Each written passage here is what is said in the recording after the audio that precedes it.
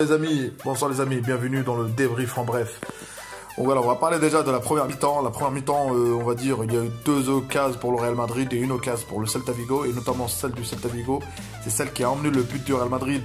Et là, il y avait une passe en profondeur pour Diego Aspas. Diego Aspas qui tente de piquer le ballon sur Courtois, il n'y arrive pas. La défense madrilène qui dégage le ballon. Asensio qui récupère le ballon et qui déborde sur le côté, qui rentre dans la surface et qui centre. Et là, arrivé en vitesse, Lucas Vázquez qui met une tête. Et le but qu'a émis Lucas Vázquez, franchement, c'est totalement mérité pour ce joueur. C'est un bosseur, c'est un joueur qui a jamais rien lâché. C'est un joueur il a la confiance de Zidane.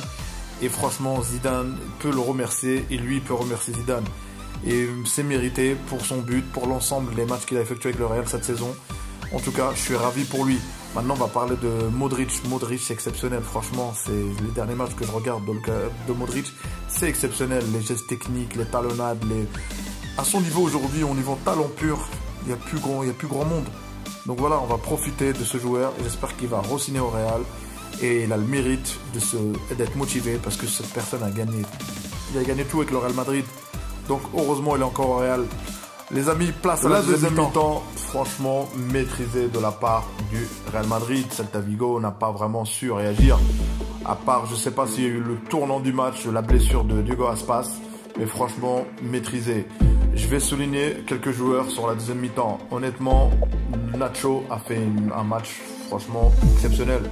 J'ai pas senti l'absence de Ramos. Et quand on sent pas l'absence de Ramos, c'est que forcément Nacho fait un très grand match.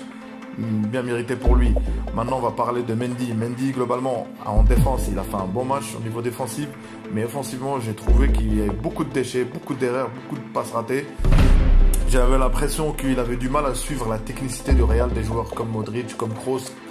Donc voilà, mais on va pas lui reprocher parce que quand on voit la prestation de Marcelo contre Elche, honnêtement, heureusement, il y a Mendy. Donc place à la conclusion. Honnêtement, le match globalement bien maîtrisé du Real Madrid.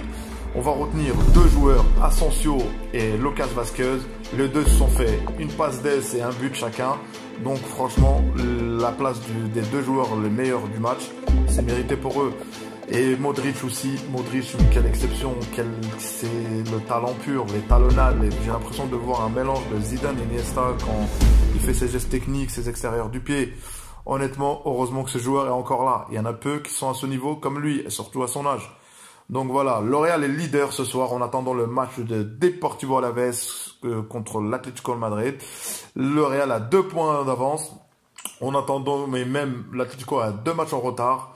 Donc on verra bien pour le suspense. J'espère qu'il y aura un match nul.